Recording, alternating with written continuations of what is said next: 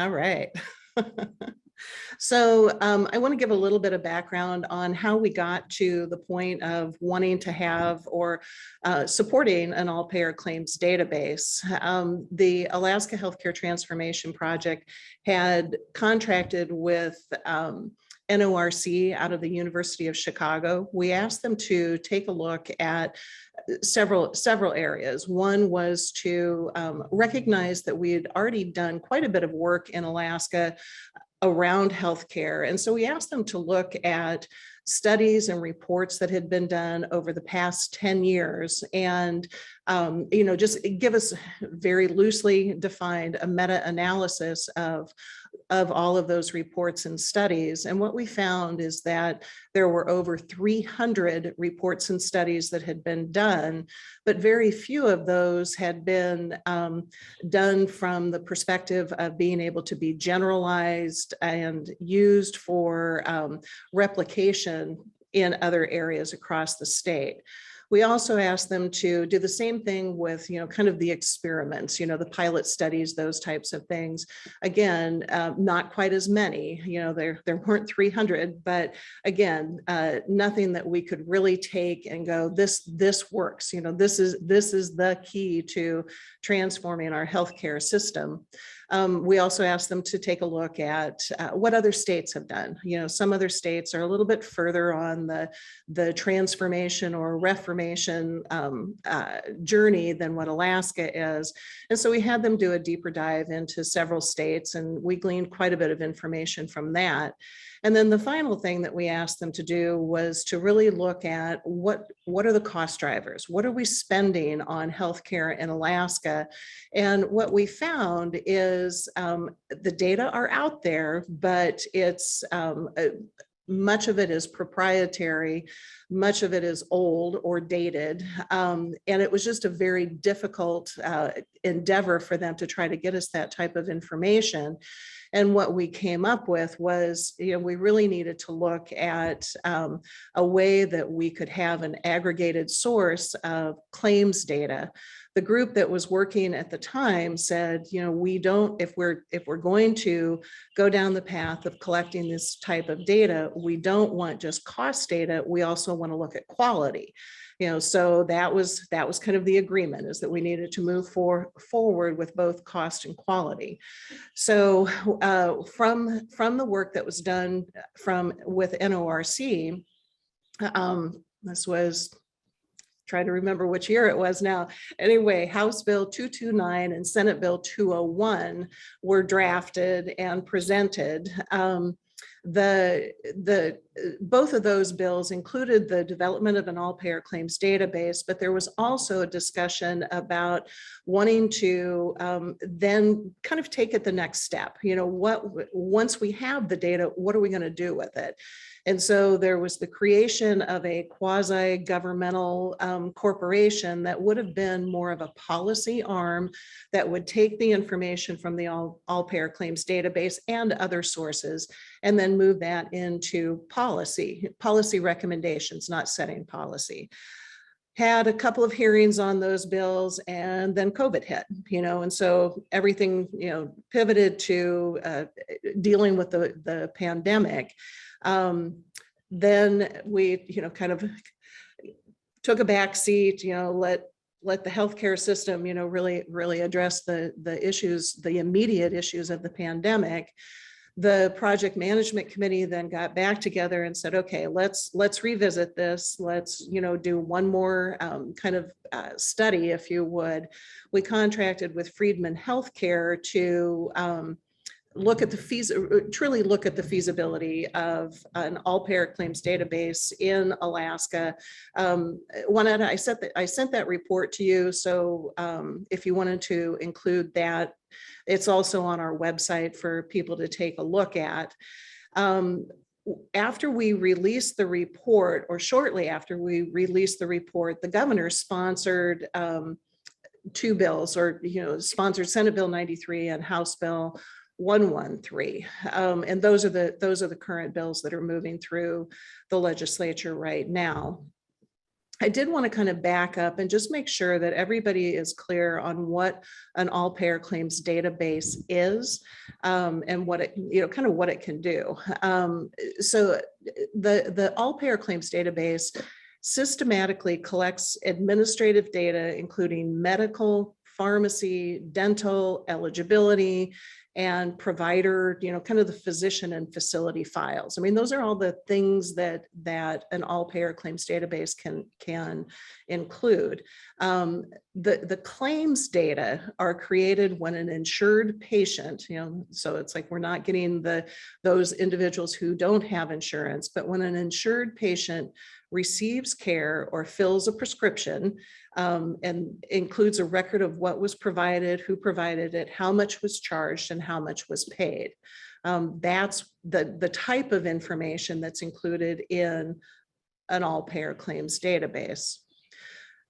I think if we can kind of shift a little bit, and I'll talk kind of at a high level about what's in Senate Bill 93 and House Bill 113. And Lori, if you want to jump in at any point, please feel free to do so.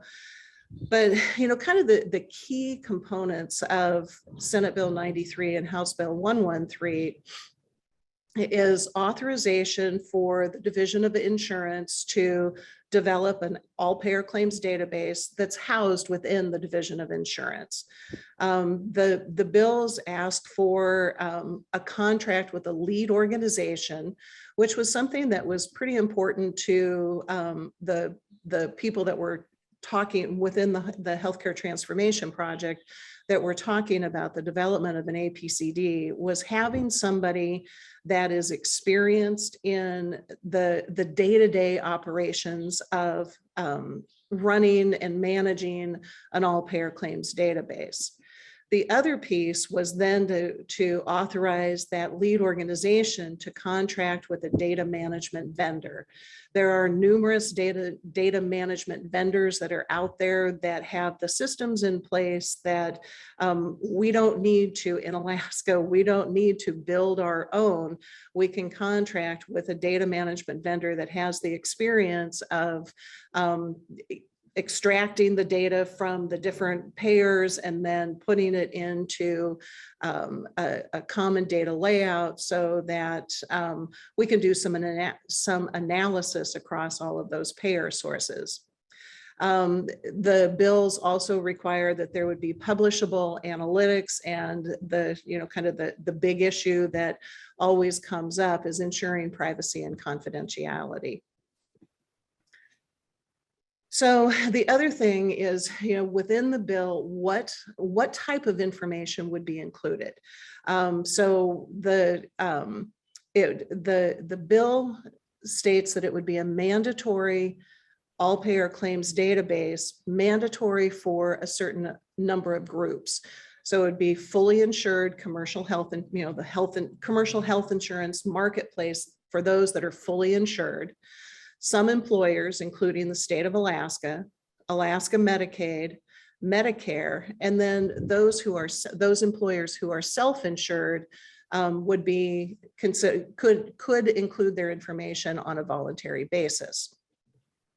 One of the groups that has expressed concern about an all-payer claims database are the union health trusts, and they are not included in this bill. They could be, if they wanted to voluntarily include their information, they could do that, but it's not something that is mandatory based on the bill. And quite frankly, we can't mandate that that those plans contribute their data, and that's because of a federal law. So what can we learn from an all-payer claims database? There's all kinds of things that we can learn. We can really look at how much are we spending on healthcare in Alaska. The last report that really tried to delve into all of the places, all of the payers of healthcare was done in 2011 by Mark Foster, and at the time, I think that it was a little over $7 trillion that we're spending on healthcare in Alaska each year. inflate that forward, it's a number that, just makes my eyes cross. But, really for us to be able to get a good handle on how much we're really spending and what we're spending it on. I think the other thing that other states have been able to do with their all-payer claims database is really help facilitate the for consumers looking at price transparency. There's some states that have developed with the data from their all-payer claims database that they have developed forward-facing websites that are very user-friendly for consumers that are shopping around for care. They can put in, whatever the service is and where, which part of the state they live in, and they can get some of those average costs from the different providers. I think one of the other things that from a policy perspective, I think is critical for us is really being able to look at the information developed from an all-payer claims database that we can evaluate what our health reform activities, the success or not of our health reform activities. That was one of the things that we found with the work from NORC is not having that evaluation kind of approach to the reports and studies. We admire what we have done within healthcare. We have admired what our issues are, but really trying to look at what those solutions are and whether something really works or not. We can also, it's like looking at the trends in spending for specific chronic health conditions and risk factors. And, looking at supporting health system change, such as implementation of accountable care organizations or clinically integrated networks or, other types of alternative payment models. Those are just a few things that other states have been able to use the data from their all-payer claims database for. One of the things that always comes up is, well, it's like, is this really a good use of state funding? How are we going to pay for this? In the Friedman report, I think it was chapter 4, they looked at the development and maintenance costs and possible funding sources for an all-payer claims database. And, when we were doing the research for this, I contacted several APCDs across the country, and they told me it's like everybody goes into this thinking that it's going to be self-sustainable and that fees, different data use fees would be enough to support the management and the operations of the all-payer claims database. And they said that just simply doesn't happen, that there's always going to be some level of appropriation that needs to occur. So when Friedman had done their work, and then we also reached out to some lead organizations to find out, what their costs might be. It was a fully enabled APCD is going to be about $1.5, $1.6 to $2 million per year for operation. I went back and I looked at the fiscal notes that were included with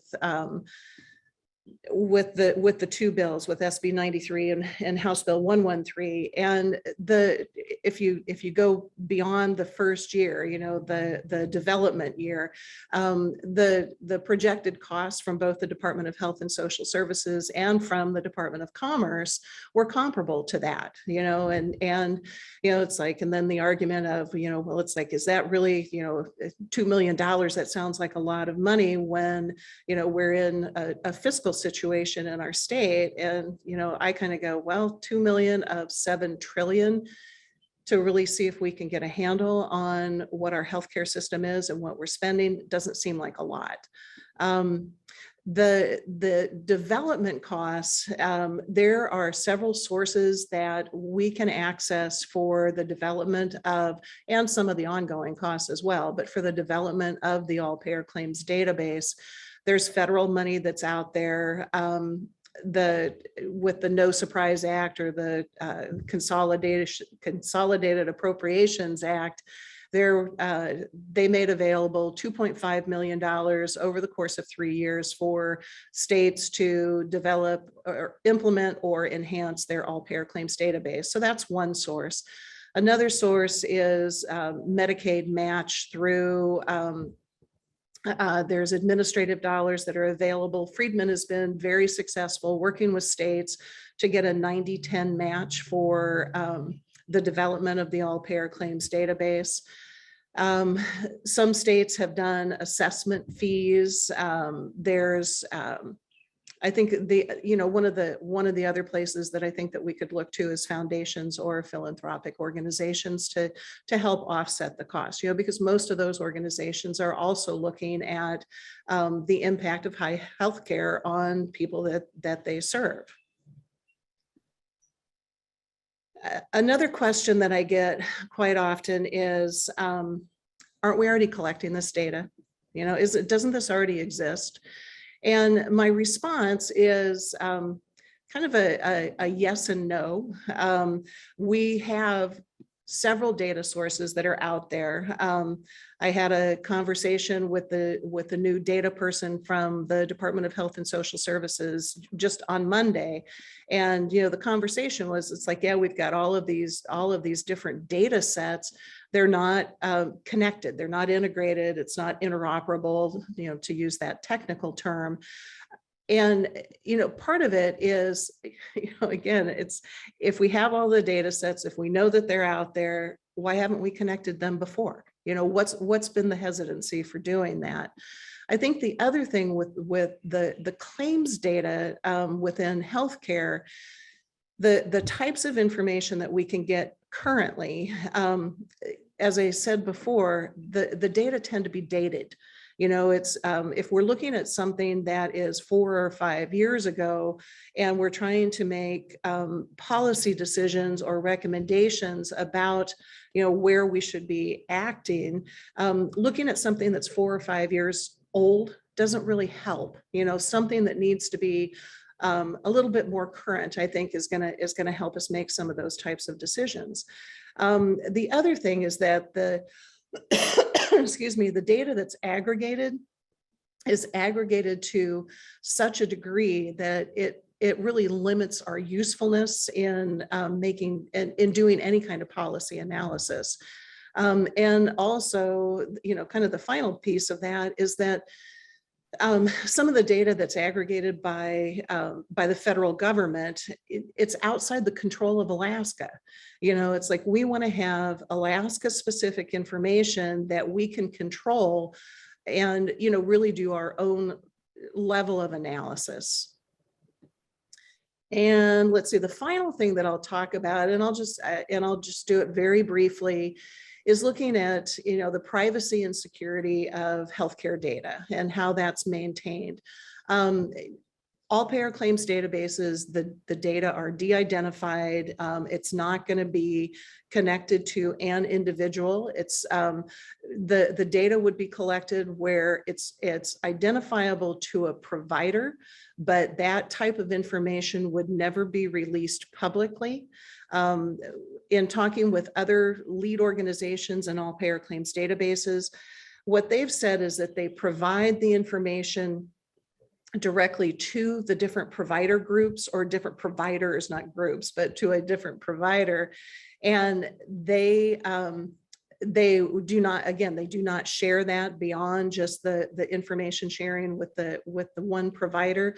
And it's more so that they can, once they look at the aggregate information, that they can benchmark themselves to it. It's to be able to give that provider the information so that they can do their own, kind of internal analysis.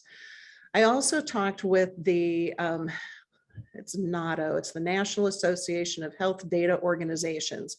And I asked them whether they had information on whether there had been any data leaks from that they knew of from any all payer claims databases across the country.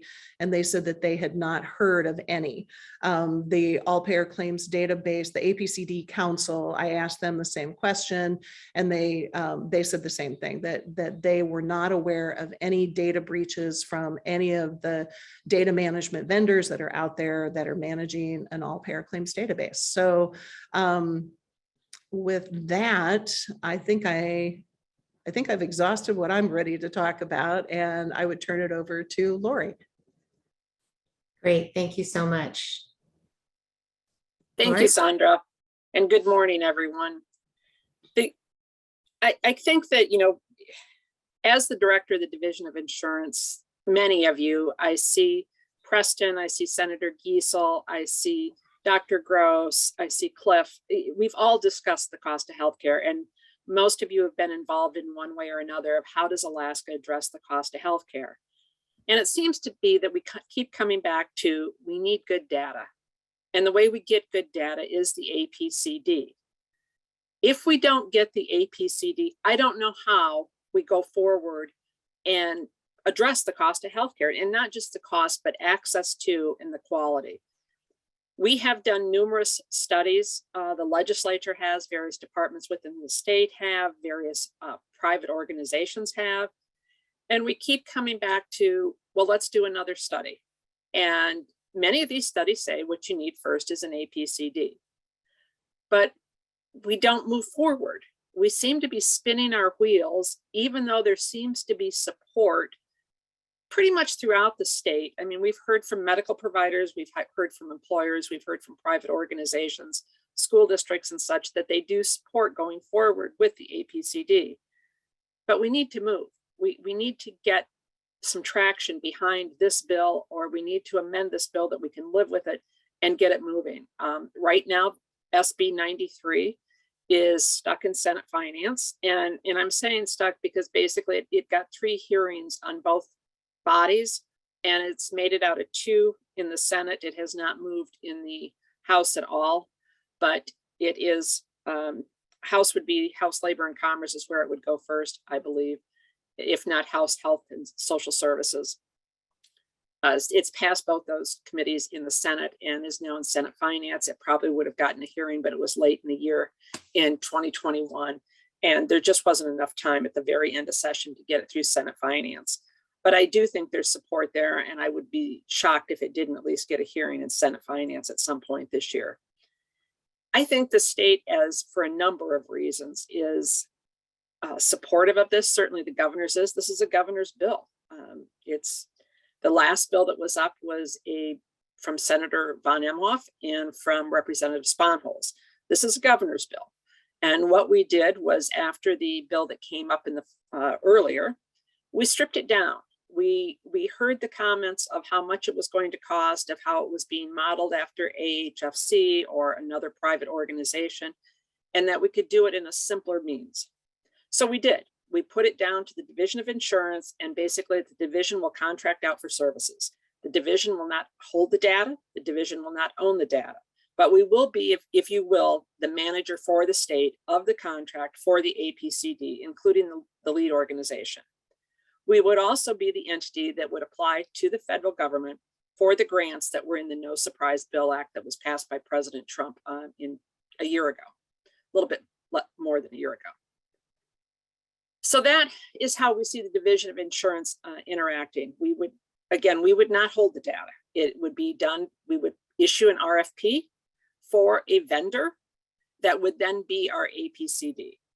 We would, of course, coordinate with the various policyholders or policy plan issuers, Primera, MOTA, Aetna, United Healthcare, Medicaid, Medicare, Alaska Care, and then, of course, if the trades, if the unions wanted to come in, we would work with them. I think you're seeing that in some states, the trades, the organized labor does participate in the APCD, and in some they don't. Washington, they do. So I think that, maybe once we got it going, we would see more of an uptake on those that would voluntarily want to contribute their data. And the more data that we get, the better of an idea that we're going to have of the cost of healthcare and access to healthcare and the quality of healthcare. Alaska's come a long way in opening doors to talk about the cost of healthcare. For years, when you started this, doors they were shut. People didn't want to talk about it. Providers didn't want to talk about it. Payers didn't want to talk about it. Everybody was kind of doing their own thing. But in the last few years, you've started to see groups come together to say, yeah, there's an issue here. Our cost of healthcare is too high. We hear it from employers. We hear it from individuals. We hear it from many people, the state, school districts, the municipality of Anchorage, that the cost of healthcare is too high. Is it so high that we are not being fair to the cost to our healthcare system, and we're sending people down to the lower 48 for treatment that can be done just as well here, except for the cost? And it's those kind of conversations that we need to be able to have the data to have with providers to figure out what we can do in accessing healthcare to bring those costs down. Alaska is one of the few states where you can call a specialist yourself and get an appointment without a referral. It's things like that that we expect to see in the data of when you backtrack on a claim. Where did it start? Or did someone just decide that they needed to see an internist because their stomach hurt? And so I don't know what all I can tell you. And I mean, you all are very well aware of the cost of healthcare and the impact it has, not just on your own budgets, but on, employers, large and small, how much it takes of the budget of the state, and that's including Medicaid and Alaska Care, how much it takes of the budget of the school districts, the municipalities, large and small employers. We hear from them constantly. And unfortunately, there is not a lot we can do until we have these discussions based on good, coherent data that we can delve into and figure out what we can do to change it. And Sandra, I don't know what else I can add, but I am happy to take questions as to how this would work, or timeframes, or where we go from here. Thanks, Lori. One thing that I will add, I added too many zeros when I said the total cost of healthcare in Alaska. It's billion with a B, not trillion with a T. Even still, $7 billion back in 2011 is a huge amount of money. And, it's like, I'm sure that there's people online that could do the inflation of how much we're spending now. But when you look at, it's like, and speaking to the issue of people going outside for healthcare, that, as our population, we have a small population. Everybody knows we have a small population in Alaska, that if we have more people who are traveling outside for their healthcare services, the per unit cost for those of us who stay in Alaska for our healthcare, the per unit cost goes up. And so that's as much as I'll say about that from an economic perspective. So, and yeah, if people have questions, we're glad to take those. Great. Well, thank you both so much for your comments. And we will go to audience question and answers. And I'm going to call on Ralph and Preston first to see if they have any questions they'd like to come on camera and ask. And we'll add Preston here.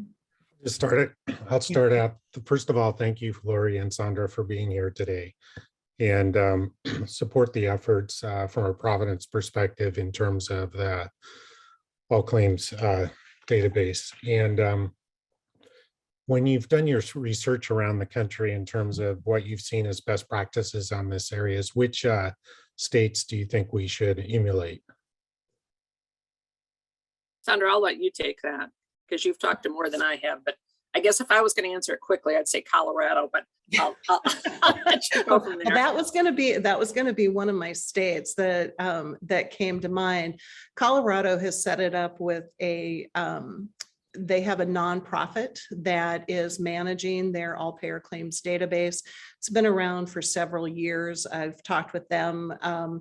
And they, again, they get a state appropriation as part of it, but then they also have their user fees, and they work very, the other part of it is that when we have had some of our discussions, it's like, there's been we don't want the state to own this. We want this to be outside of state government. And there has to be a regulatory authority. You have to have that framework someplace if you're going to have a mandatory all payer claims database. When Senate Bill 93, House Bill 113 were sponsored, I think that the governor's office did a really nice job of having kind of that arm's length. You know, it's like, yes, the Division of Insurance would have the regulatory authority, but then the lead organization would be the day-to-day operational, and then that data management vendor as, you know, where all the claims and quality data would go to. So Colorado is, you know, again, one model that I would take a look at. The other one that I think is really good from the perspective of what they've done with the data, and then from an individual consumer, is Maine. Maine has got a website that is very forward-facing. It was the one that I kind of described previously, you know, that you can, you know, literally go in and say, I need a knee replacement, or I, you know, need a whatever. And it will give you, you know, it's like based on what the zip code is, it will give you the information of, you know, what those average costs are. I think it will also tell you whether or not, or there's a link to whether or not you can get an appointment. You know, which, you know, it's like great, I can go to this physician, but I can't see them for, you know, the next 6 or 9 months because they're so booked up. But this website provides that kind of information. Another one is North Carolina. They've done quite a bit of work around social determinants of health, and again, forward-facing kind of a website, and they've done the I think it's called GIS mapping, where, you know, they can overlay all the different pieces, components, factors, characteristics of social determinants of health. And, you know, and then you can see where the place, you know, from the claims information, where their social service and community services need to be improved. So those are 3 states that I would take a look at. Great, thank you. And Ralph, did you have any questions? I guess I'll just thank the governor in particular for supporting the all-payer claims database. I think that's a major step forward in having Providence support the all-payer claims database. That a key part, ICER was involved in the NORC study. And as we said, a key part of making progress in managing healthcare is being able to benchmark what you're doing and knowing if a particular initiative helps or doesn't help. And so I think this, as Sandra said, there's been lots of studies going back to the Healthcare Commission back in 2014, I think it was, that recommended an all-payer claims database. I'm pleased to see some progress being made. I do appreciate the work that Sandra hired the Friedman Group, or Sandra's finished it, hired the Friedman Group. And I think the Friedman Group report is particularly helpful. It does get into the nuts and bolts of federal support and that sort of thing. But a piece of that that's not appreciated is the large number of studies that have been done nationwide using the all-payer claims database. And that if we spend $1 million or $2 million a year, whether it's paid for by the federal government or not, it doesn't take a very large adjustment to our healthcare system to save $1 million. And that's really the payoff. Yes, the data set by itself is not going to change rates, but the data set provides the tool for people to understand our system, which we really don't have. So I'm pleased to see the state making some progress on that, and I certainly hope that the state is successful. I guess I'll close with I don't think that in these discussions we remind the audiences often enough that the government is far and away the single largest payer. When you add Medicare, Medicaid, and state employees and state retirees, and public school employees and public school retirees, you are probably approaching 75% of the healthcare costs in Alaska. And that we have and our budget, healthcare budgets, are one of the single largest drivers of both state and local budgets. And candidly, a little bit, the coronavirus has certainly taken our eye off the ball in terms of expenses, to the government for healthcare costs. We're going to spend what's necessary. But we continue to see nationally and in the state, we are going to see healthcare costs rise as a few of us gray-haired folks retire, candidly. There's a wave of us retiring, and that is going to be a continued driver for state budgets. Medicaid is the payer of last resort for nursing homes, for example. So I really think that there are lots of, the context here is not simply we're trying to do good things. The context is the state is going to face pressure to deal with the healthcare costs, and instead of relying on anecdotes, relying on firm data would be a much better way to make decisions. And I think that's a valuable point, because there's only so much money, and how you split it up, you know that the first slash is going to be for healthcare. And the more we hear from the legislature and from people around the state that teachers need to be paid, to retain and attract teachers to come to Alaska, that they're looking at retirement, they're looking at the salary scale. Well, when there's only so much money, if we could save it on the healthcare side, then perhaps we could put it in with the retaining of key employees, those that we want to stay in Alaska and educate our children. Okay, well, thank you both. I'm gonna go ahead and move Ralph and Preston out. We do have some questions from the audience, and I also see Al's turned on his camera. Al, did you have a question you wanted to ask? Yeah, good morning. Thanks, Juanetta, and it's nice to see you again, Lori and Sandra and everyone else with their cameras off anyway. I have a couple questions, actually. If the union healthcare trusts are excluded from the private sector data, what % of the private sector data do you anticipate getting information from? So of the overall private sector, without the unions, how much are you going to be able to get? And then the other question that I have, maybe this is for Lori, I don't know if you know the answer to it, but with the recent surprise billing federal legislation, how do you anticipate that to affect the 80th percentile rule in Alaska? I'll take the second one, Sandra, if you want to take the first. Or I can take them both. No, I was going to say, go ahead and answer the second one. I was going to look up in the Friedman report real quick what their what they predicted. It's a good thing you brought that up, Dr. Gross, because this, we have often said if we could get rid of surprise billing, the concern for Alaskans, that we'd address the 80th percentile, and we're actually going to do that. Am I going to do it in the next couple of months? Probably not. But can I see that within the next year that we will address the 80th percentile? Yeah, we will. What I can see is that it will probably, I don't want to say be repealed for all plans, because there's some plans that were not included in the No Surprise, the federal act, the short-term disability plans, that type of thing. They weren't included. So we're going to need to keep it for some of those smaller plans. But yes, you're absolutely right. It's time to reevaluate the impact of the 80th percentile in Alaska and on the cost of healthcare in Alaska. The other thing, and of course it'll be done full open, comments taken. It's not something that we can do just by sending out a letter and saying we repealed section ... It will be a full, I expect there will be lots of comments from providers and from employers when we do that. The other thing is that when you look at the APCD in the 80th percentile, we think that getting the APCD within a few years will be important to providers when we start to adjudicate those claims based on the no surprise billing.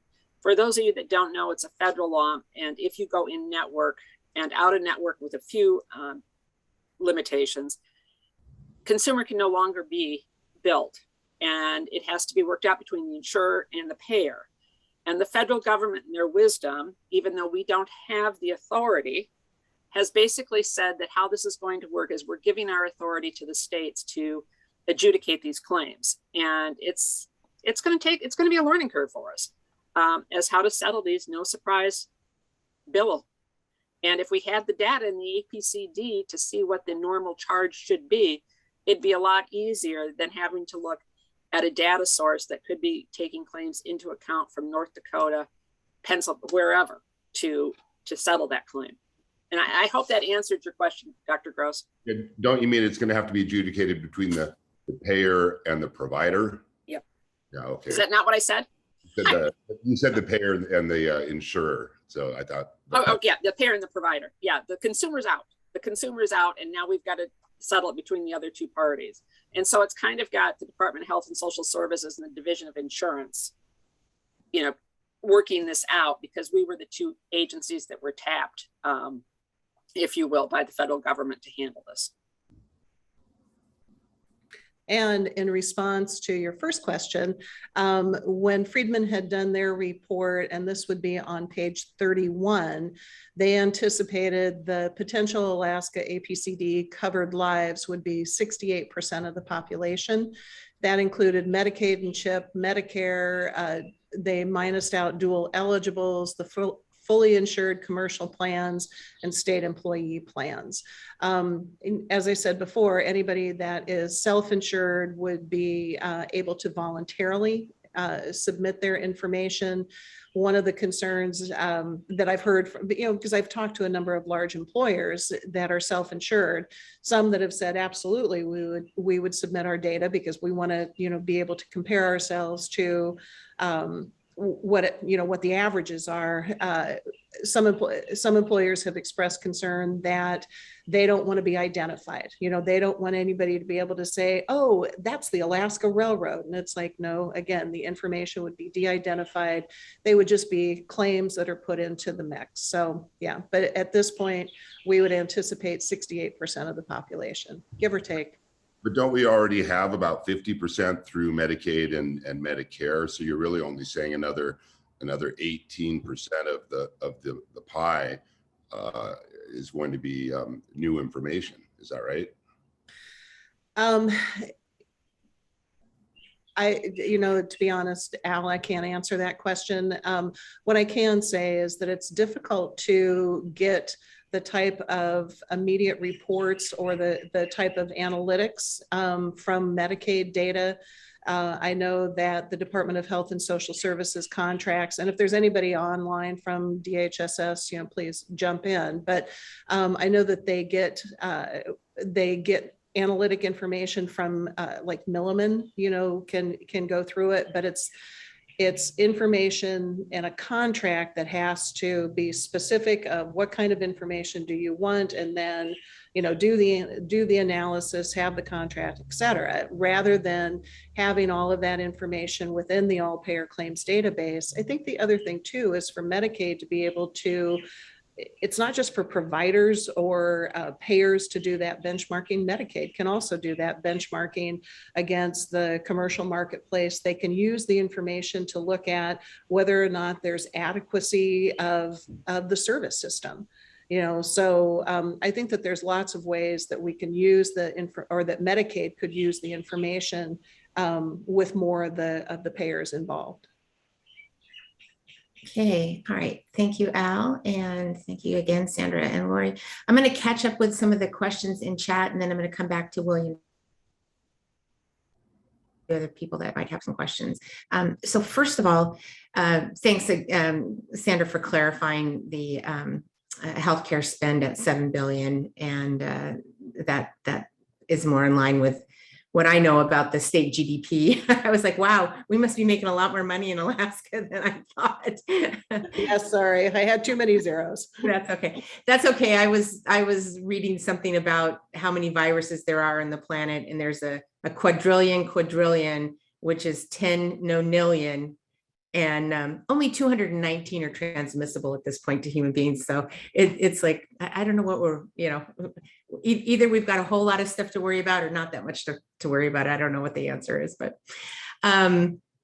another question is, and this is a persistent question I've heard from other folks as well, but we have a few folks asking this question.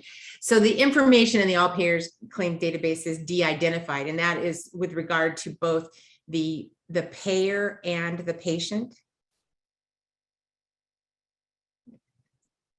Is that yes, right? Yeah. It would be for the payer and the patient. Okay.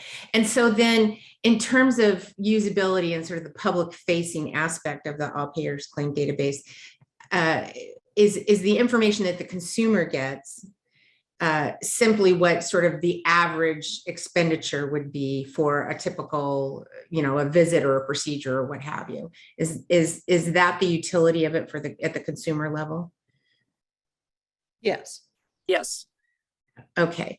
So the aggregation of all of this data helps arrive at averages or sort of prevailing costs for different kinds of procedures or healthcare interventions. And that's where consumers would find value, as well as policymakers finding value in terms of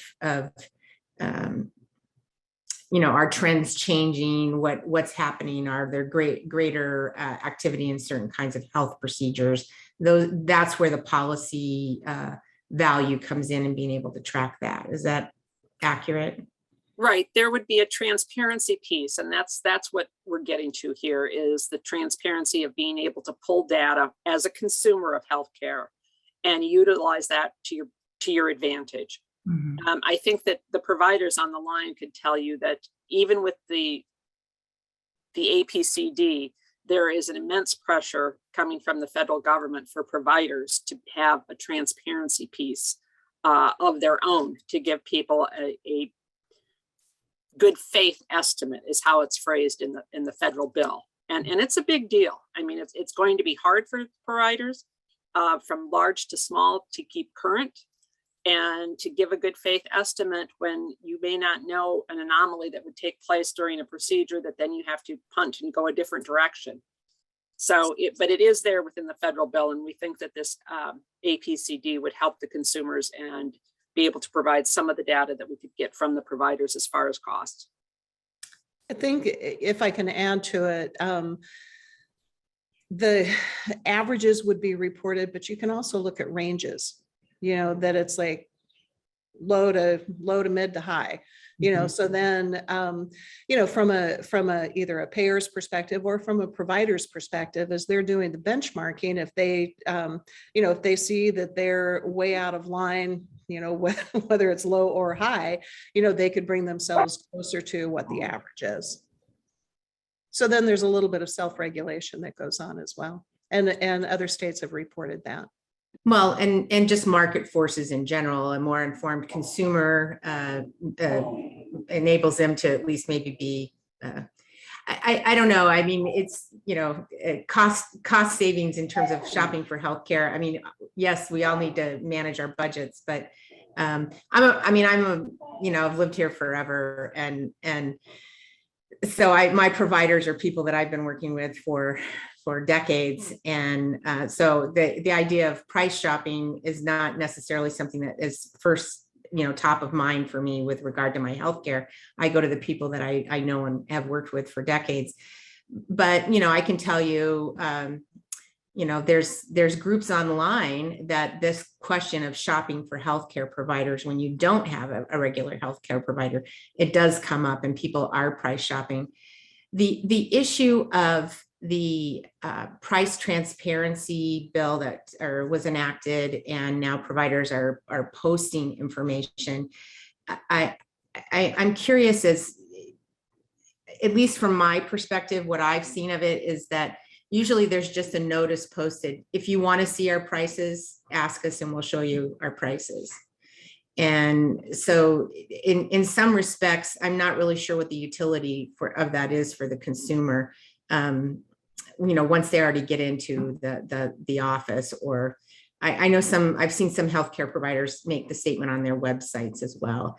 So the price and from a provider perspective, I can see the challenge of doing that. It's like, well, it depends. Like, how sick are you? Do you have complicating factors? It's hard to price an individual thing and say with certainty what it's going to cost for an individual consumer. You'd almost have to be able to diagnose yourself to right. be able to figure out what it's going to cost you, and that's not what we do. Yeah. We go to the doctor for a diagnosis. Yeah, I mean, I see the value for the consumer in sort of having a general sense about price transparency with a particular provider, but it's just a much more complicated situation, and so having a place where that information is shared and averaged, I could see having greater utility But it's not going to be a necessarily a way to shop for a provider. Is that, do you see that as a sort of a function of the base? To a degree, I think that our primary care and if you like a gynecologist, you go to who you trust. Your primary care, you go to who you trust. But when you come up and you need a knee replacement, that's kind of, if you were going to be a one-time deal. So you take referrals, you talk, and maybe you look at the pricing before you get something like that done, where you know it's going to be a limited service. You're going to go through the surgery, you're going to go through the rehab, and you may not see him again.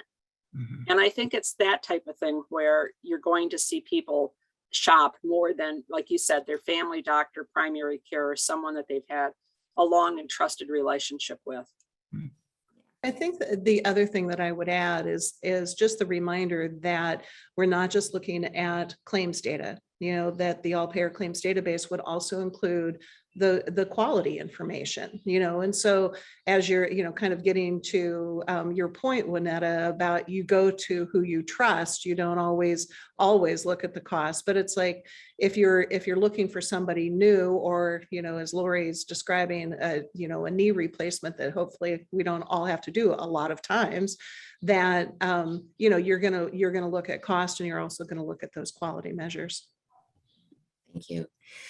Crystal Inkvist with Alaska Power Association is on, and she's asking if the database would also include workers' comp insurers.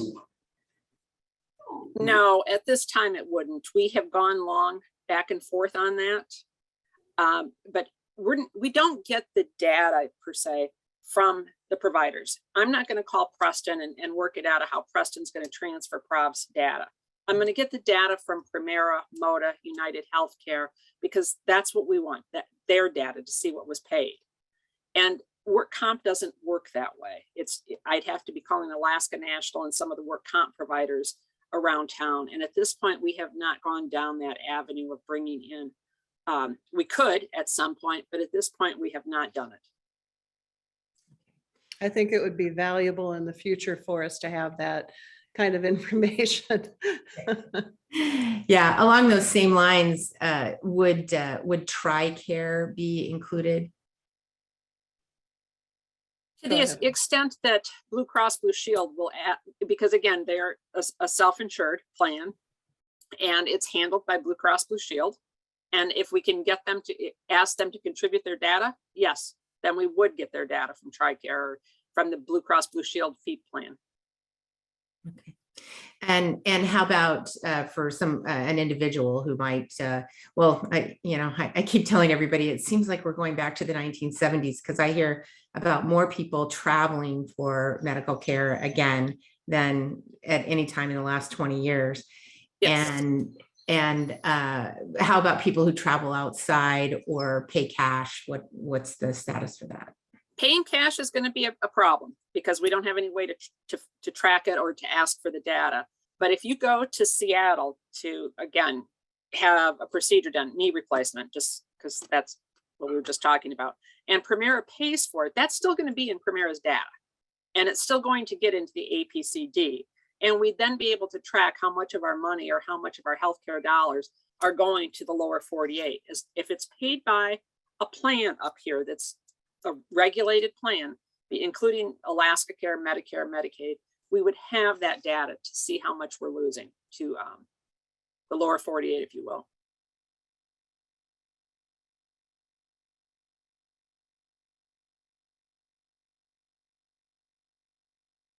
Juanetta, it looks like you went on mute. Sorry, William, I brought you in. Go ahead and ask your question. I got two quick questions. First, excellent presentation. First question is, I think that you answered this already, but just to be clear, self-funded plans that are, say, public sector nature, like some of your school district plans that are at Ameritain, are they going to be required to participate, or is that voluntary participation? That's question one. Those are, of course, outside the union trust plans, if you understand what I'm saying. If they're being handled by an insurance company, some of the smaller school districts, then their data would go And second question, thanks, Lori.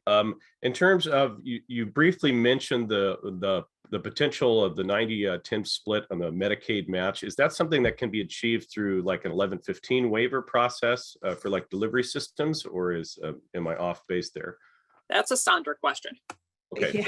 Yeah, and and it's actually a Department of Health and Social Services question. The Department of Health and Social Services, as the Medicaid agency, can apply for it's an IAPD, and it's an implementation, and I can't remember what the APD part of it stands for. But anyway, within that, they can get an enhanced FMAP of that 90-10. The administrative FMAP, if they can't get the enhanced one, it's a 75-25. And then the regular Medicaid is like a 50-50. But it's a process. There are several states that have gone through the enhanced FMAP for, again, it's for the development costs, not the ongoing costs of the APCD. Because Medicaid will need to, extract their claims data, get it into that common data layout format, and then send it to or transition it to the data management vendor. Does that help? Yep, thank you. Mm-hmm. Thanks, William. All right, and Elizabeth. Yes, thank you, Juanetta. Well, I just want, first of all, just to express incredible gratitude to both Sandra and Lori, because if it weren't for the leadership of these two ladies, we wouldn't have gotten this far.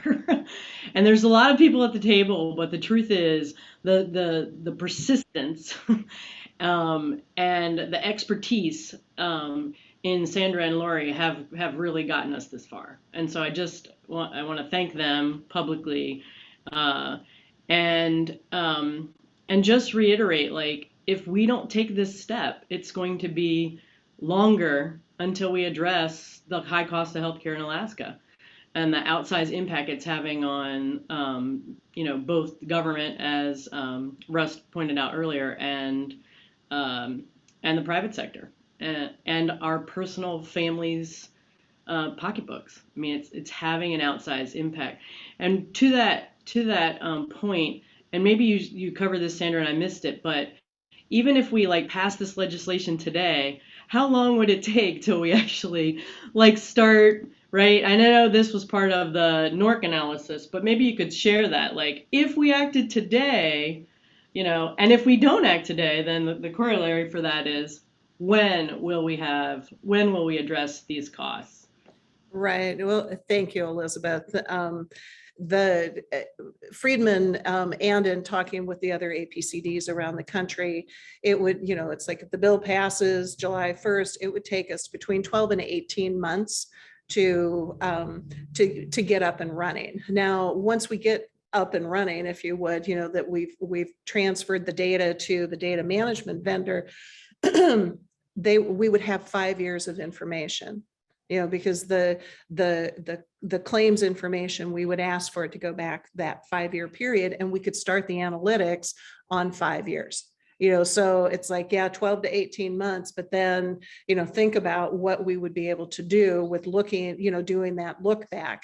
I think the other part of it, we've kind of joked that it's if the all payer claims database, to me, is foundational in being able to look at health reform or health transformation in our state. And if we can't even get this foundational piece, maybe we just accept that, we have high cost of healthcare. It's there's little pockets that we'll look at coordinated care or clinically integrated networks. And, maybe that'll have an effect on the quality piece for individual consumers. But from a systems perspective, we're not going to change the system with these very small incremental moves that we do. And we wouldn't know if we changed the system because we wouldn't have the data to be able to substantiate it. So, I really look at it again as this is foundational to us being able to move our healthcare system forward.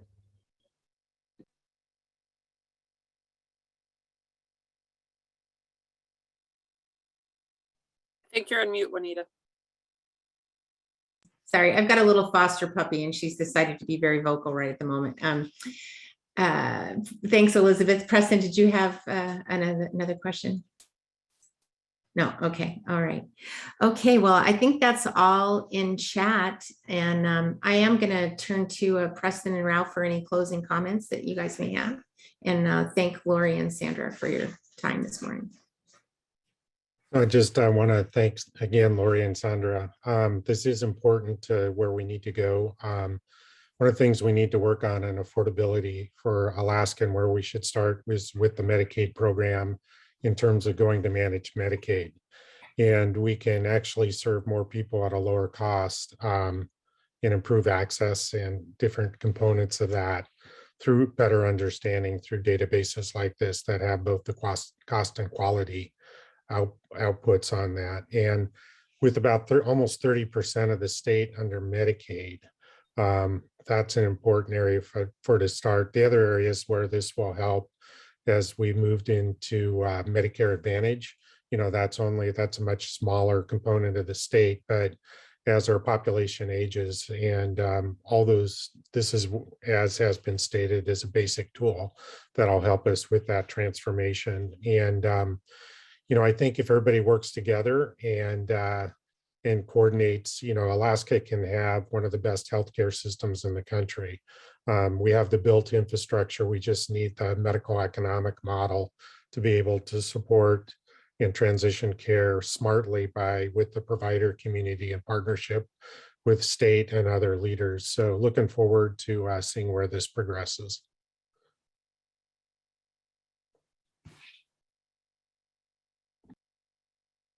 And Ralph, did you have any final comments? I want to actually address a couple of things that were raised. One was Al Gross's comment about, don't we already have Medicare and Medicaid? I don't think anyone in the state is a qualifying entity at present to receive the Medicare data. I was actually going to ask Lori if that was the case, but I'm not aware of anybody being a so-called It is possible to get it if you're a qualifying entity. It is possible to get it for research purposes, but I don't believe it's currently available. And likewise, as someone pointed out, Medicaid data is not in the format. Medicaid is, I think it's important to remember, Medicaid is not a single program. Medicaid is multiple programs, and the data systems that we have for Medicaid are really not designed at present to provide the kind of unified data. So getting Medicare and Medicaid into a comparable format with commercial insurance is not a small outcome. I think that's something that gets lost. The other thing I wanted to say is that I think people, when they think about the healthcare system, think about it. Oh, it's that we're going to. The goal here is to reduce compensation or to reduce use by 10% across the board.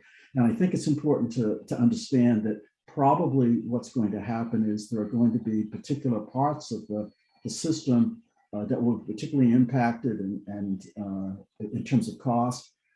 The combination of the surprise billing issues and transparency, for example, is probably going to have much more immediate impact on radiologists and anesthesiologists who have historically been outside of networks because of the structure that they are essentially hidden within the system. So there are pieces of our system that are in Alaska more expensive than the rest of the country, but there are also pieces of the US medical system that are much more expensive than other pieces. And the transparency, I think we'll be surprised about the impact in some areas. It's not like what we're looking at is a uniform impact across the entire system.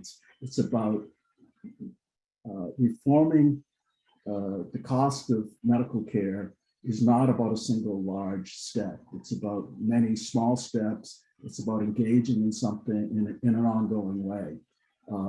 It is, at present, the healthcare system is something like 20% of our state economy. And again, that's a national figure as well. And what we're going to be dealing with small pieces of it, we will make it something that we will stick with, and that's why an APCD is so important. That is that we need to be able to approach managing pieces that we think are, that we can identify as being potentially the places where there's the largest impact from an initial step, rather than trying to solve all of our problems at once.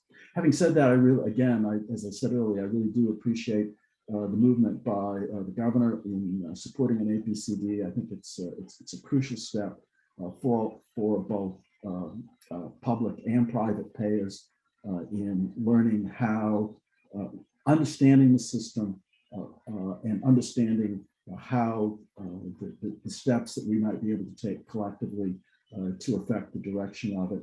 And I certainly appreciate, I want to second Elizabeth's comment that this is not a short-term issue, that having the Division of Insurance and the Alaska Healthcare Transformation Project stay involved in this, being patiently involved, continue to push the ball ahead is really important. So thanks very much, both Lori and Sandra, for the work that you've done.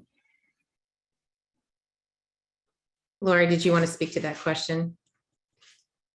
Hey, Ralph, can you go back up to your first question? Oh, the question was, Al had correctly said, well, isn't Medicare and Medicaid? It's about 50%, I think, total.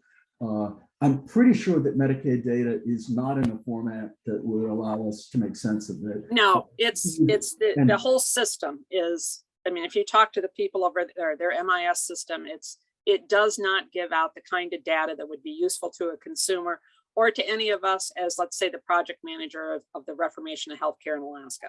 It just doesn't come out that way. And right or wrong, it's hard to access and it's hard to analyze. And is anyone in the state at present a so-called qualified entity to receive the Medicare data? That is, CMS will give you the Medicare data, but you have to be a so-called qualifying entity. I'm not aware that anybody in the state has that. I'm not aware either, but I will check with Hess and then get back through Juanetta to let you know if there is one, but I don't think there is. Okay, thank you. Okay, all right. And Elizabeth, did you have something else you wanted to pop in? Oh, okay, all right. And Sandra, anything else from you? No, but other than to say thank you. I appreciate the time to always talk about an all-payer claims database and trying to help reform and transform our healthcare system. It is a very patient kind of an effort on, I think, all of our parts.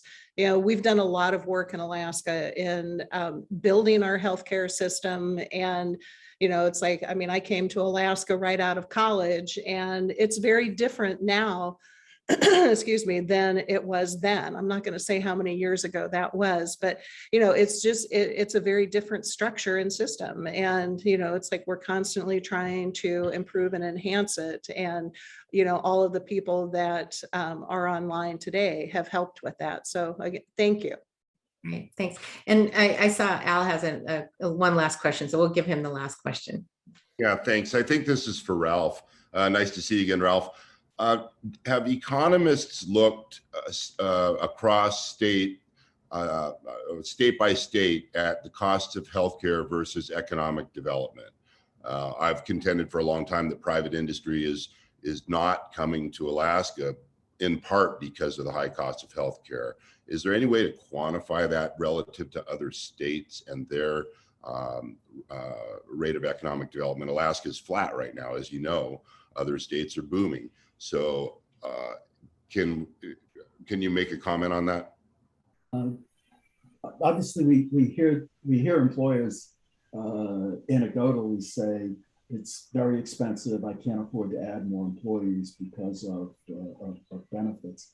I'm unaware of any studies that do that. I certainly don't know of any for Alaska specifically. One of the problems, Al, with that kind of data is the following: that take Alaska's economy and ask, well, how did the Alaska economy do in 2008, 9, 10 when the rest of the US was struggling?